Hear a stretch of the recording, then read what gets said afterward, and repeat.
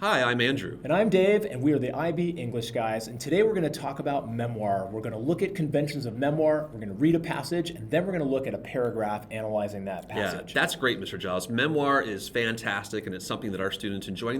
The memoir writer tells stories, Mr. Giles. They're linking back into things that have happened in their lives and showing their learnings from them. That's right. And memoir is literature, and they use the features of literature. All those things like characters and setting and conflicts, these are all in memoir. We love that. We do like that. And specifically, we like the attention to detail. You'll see lots of rich adjectives, lots of concrete nouns, impactful verbs. It's really, really great language. That's right. And also, memoir is a writer who's reflecting. They're thinking back to something that happened to them, and we want to look for that reflection. And this is important in memoir. Mr. Giles, what do you say we go over 10 quick conventions that we often see in memoir and explain them for our viewers? That's great. The first one I'll mention is voice. We have the voice of the writer coming through. We want to think about what are they doing to make their voice distinct.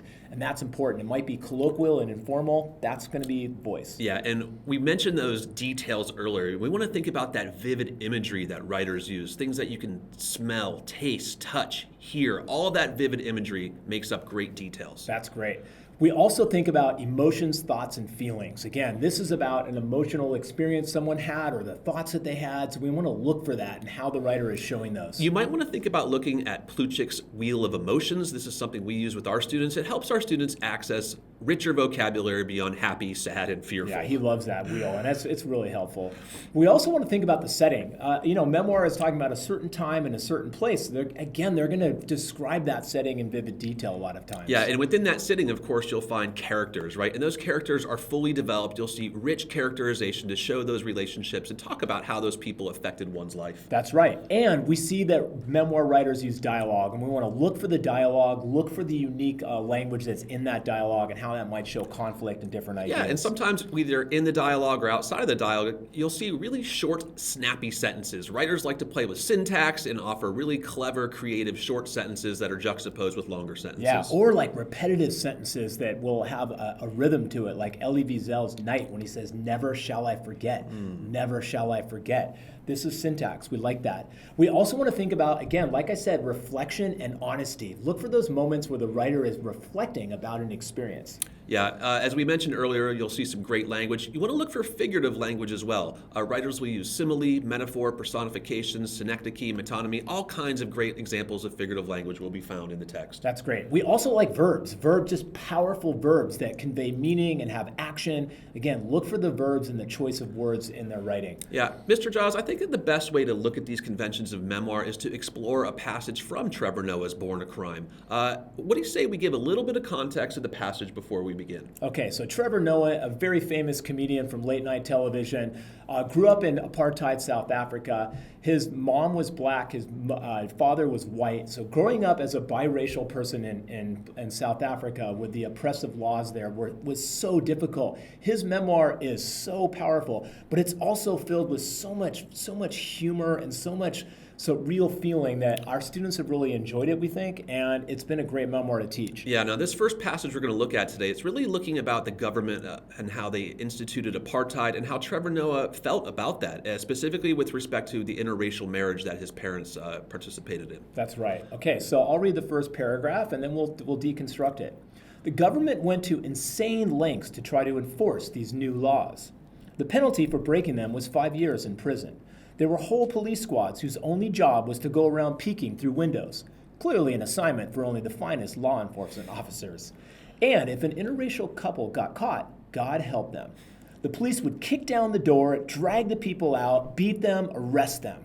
At least that's what they did to the black person.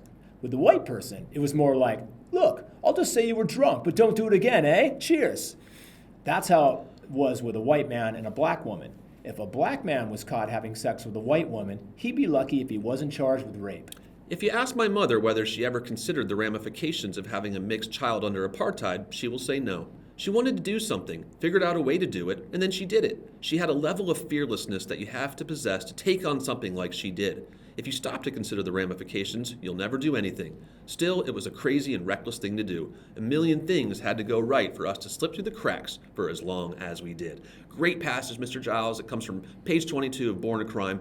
Let's just pull out a couple of the textual references, assign them to a memoir convention, and talk about how that impacts the reader. Okay, great. The first sentence is giving background and context. We think that's important. Again, they're talking about the laws and the penalty for breaking those laws. That's just rich background to give us detail. Yeah, I really like the sarcasm in the voice in here, Mr. Giles, specifically when he talks about, the finest law enforcement officers. Obviously, he has incredible disdain for them, but he presents them in a sarcastic and humorous way to show the reader his hatred, but to also keep the reading light. We also have these powerful verbs we talked about: kick down, drag, beat them, arrest them. These powerful verbs are important. Yeah, again, we see dialogue in this passage.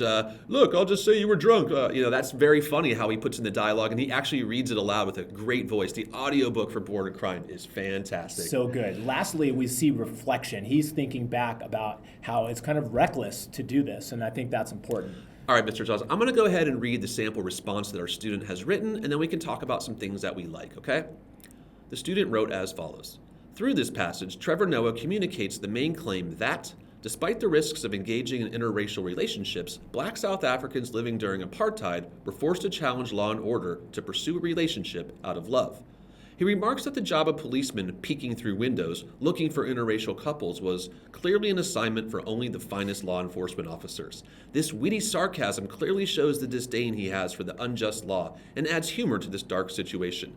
Later in the passage, Noah talks about the consequences of breaking the law as the police would kick down the door, drag the people out, beat them, arrest them. This listing of strong aggressive verbs, again, helps to show the harsh consequences and unfair treatment of Black South Africans. The double standard is then humorously described as a white man sleeping with a black woman will only have the policeman saying, "Look, I'll just say you were drunk, but don't do it again, eh? Cheers." This humorous and hypothetical dialogue, written in the tone of a white Afrikaner, helps to show how whites get a slap on the wrist while blacks are thrown in prison for breaking identical laws. Lastly, and most importantly, Noah comments how, in spite of these risks and consequences that his mother had, fearlessness that you have to possess to take on something like she did. This reflection shows that his mother was brave and took action even though it was crazy and reckless. Thus, the passage tells the reader that Black South Africans had to sometimes take enormous risks in the face of these unjust laws in order to follow their hearts and be with the person they love. Great piece of writing, Mr. Giles. Let's tear into it and talk about what our student has done well. Okay, so I like how the topic sentence is anchored in an idea, which is really showing an understanding of what the passage is about. It's about interracial relationships, but it's about risks.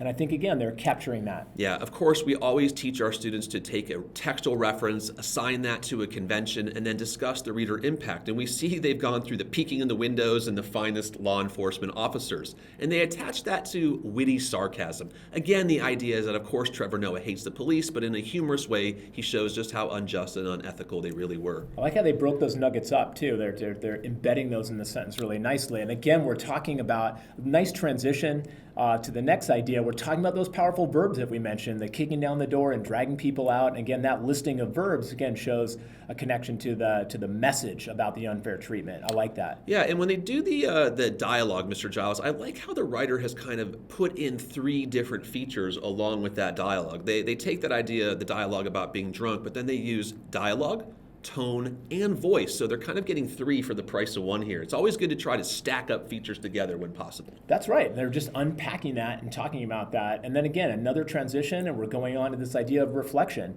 and that reflection about what his mother did. And I think that's the entire point of the whole passage, is say, hey, these laws were so unjust and so unfair. However, my mom still took the risk anyway. And that's the reflection bit of memoir, right? Without that reflection, it's just a story. But we have to think about the whole story is about his mother, actually, and how she was able to rise to the occasion and take on apartheid despite these unjust laws. Lastly, Mr. Giles, I just want to mention how I really like the concluding sentence.